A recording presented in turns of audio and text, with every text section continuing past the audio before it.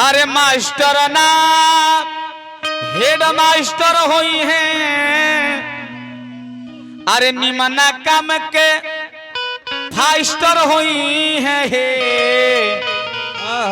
ए लालना सचिन जैसन अरे मास्टर के बालास्टर हुई हैं, निमना काम के फास्टर हुई हैं हे।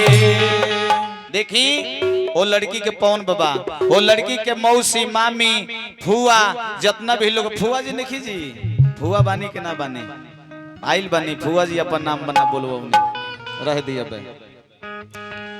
तो फुआ जी मौसी जी मौसा जो एक गोदिया में लेके कहत लो कि बबनी हमार मास्टर नाम हेड मास्टर हुई है, निमना काम के फास्टर हुई है हे लालना सचिन जैसन मास्टर के बालास्टर हुई है, निमना काम के फास्टर हुई है। कहत लो कि बबुआ हमार अरे मास्टर ना हेड मास्टर हुई है, निमना काम के फास्टर हुई है हे। ये सोहर पर सबके उस बाधी क्यों ना बाजला, देखी केंग बजाओ तरह पक बिलो बाजी आ वही में फिर बदली है। में दोसर बाजबा इहो सोहरे है, आशीर्वाद देता लो कि बबुनी हमार अरे मास्टर ना हेड मास्टर हुई हैं, निमना काम के फास्टर हुई हैं हे। ए लालना भुटुर बाबा सोहर सुने, ए लालना सचिन जैसन मास्टर के बालास्टर हुई हैं, आ निमना काम के फास्टर हुई हैं हे। क्या बात है ताकि मारत रहो। ए लालना सचिन जैसन मास्टर के बालास्टर हुई हैं, निमना काम के फास्टर हुई हैं हे।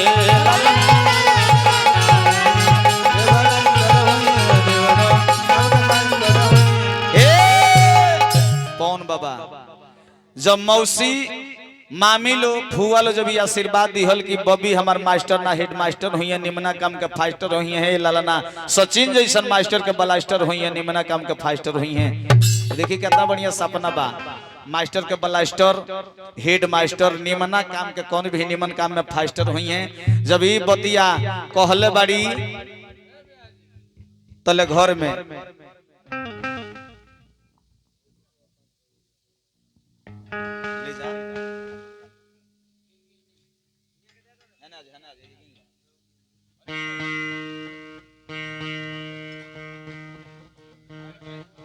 तले मौसा फूफा लो आके रोक दले बलो, इया बड़ी रोक दले बड़ी बाबा रोक दले बड़े कि ना हमनी के जौन आशीर्वाद दे तौन हमार बबी काम करी हैं। तो देखी ये लोग के कितना बड़ा सपना बा, कहत लो कि बबनी हमार अरे एसपी चाहे डीएम हुई हैं, चाहे रिलायंस कंपनी के जीएम हुई है हे।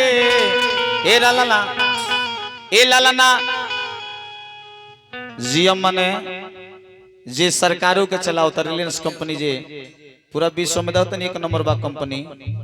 ऐसन ऐसन काम घर के लोग आशीर्वाद देता कि हमार बबी पढ़ लिख के ऐसन काम करी हैं।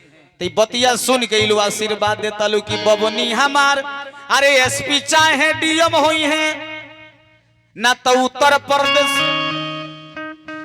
प्रदेश के कहत नहीं कहे कि उत्तर प्रदेश के सीएम के देख के बड़ा बिहारो लोग चाहे चारों बगल सोचता कि जोगी जी हमरो घरे आ जा, हमनी क्षेत्र में आ जा, हमनी के प्रदेश में आ जा, लोग तुलना करता। तिया आशीर्वादवा ये घर के लोग देता कि बबनी हमार अरे एसपी चाहे डीएम हुई हैं, ना तो उत्तर प्रदेश के सीएम हुई हैं। ए लालना रिलायंस कंपनी के बबनी जीएम हुई है, ना तो भारत के पीएम हुई है।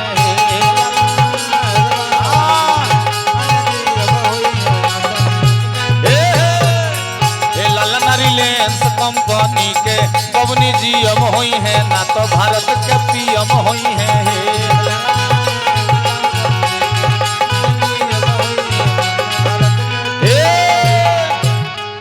जगह विधायक पप्पू जी बनी नो आशीर्वाद लोग देखता। देखी आशीर्वाद छूछे ना दीवाल जल, पहले मौसी जी रही है, मामी जी फुआ लो रहल लो, आशीर्वाद देनी आशीर्वाद देवे के चाही। जे मास्टर बलास्टर कुल बनावल हो ती आशीर्वाद अपन बनला। ओकर बाद नंबर आइल ह फूफा मौसा मौसी जी दादा दादी लो, ई लो आशीर्वाद का दी हल देखनी अनु कि एसपी माने एस पुलिस डीएम माने जिला के मालिक, रिलायंस कंपनी के जीएम जे सरकार को चलाओ ना तो उत्तर प्रदेश के सीएम चीफ मिनिस्टर जे के जोगी जी बानी, ना तो भारत के PM prime minister Narendra Modi ji. पूरा देश सीखता कहत लो कि बबनी हमार अरे एसपी चाहे डीएम होई है ना तो उत्तर प्रदेश के सीएम होई है। ए ललना रिलायंस कंपनी के बबनी जीएम होई है ना तो भारत के पीएम होई है। जय हो जय हो। ए ललना रिलायंस कंपनी के बबनी जीएम होई है ना तो भारत के पीएम होई है।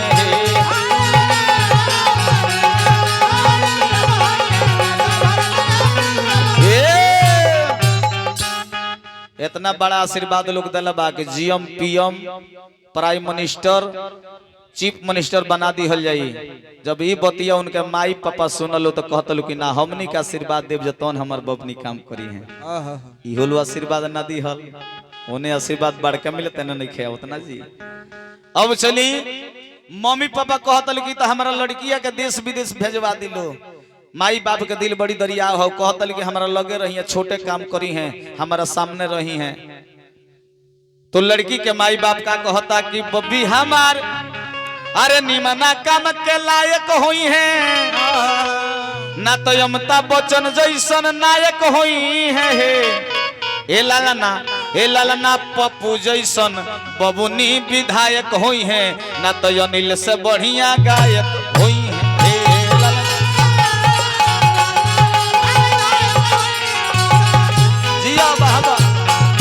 ललना पप्पू जैसन बा विधायक होई है अनिल से बढ़िया गायक होई है।